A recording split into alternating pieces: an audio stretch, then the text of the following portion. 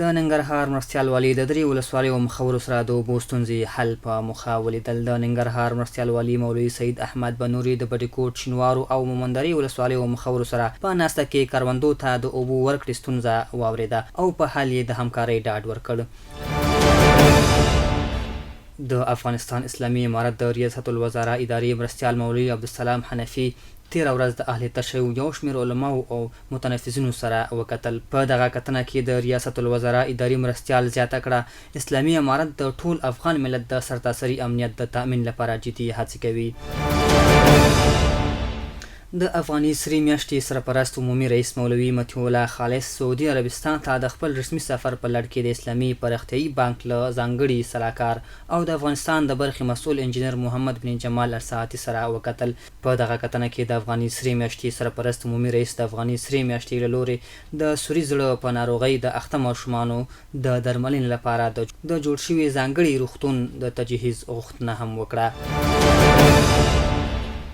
د افغانستان اسلامي امارت د بهرنیو چارو وزارت سرپرست مولوي امیر خان متقي سره له برطانیې څخه راغلو علماو سره وکتل.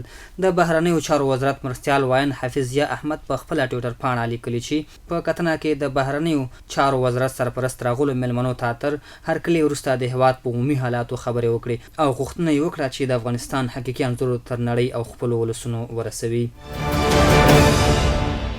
د ننګرهار ولایت د بشري سرچینو امیر د ځوانانو ستونزو حل په موخه مسؤلینو سره ناسته وکړه. د ننګرهار ولایت د بشري سرچینو امیر مولوي محمد طاهر جلالي د دې ولایت د ورزش رئیس عبدالسلام وزیروال، د اطلاعات او فرهنګ ریاست د ځوانانو چارو امیر قاری محمد اسف ظهیر، د یاد ریاست د موزیم امیر زینت الله زیرک او د ولایت د استخدام عمومي مدیر قاری عبدالله حامد سره د ځوانانو ستونزو حل په موخه د همغږۍ ناسته وکړه.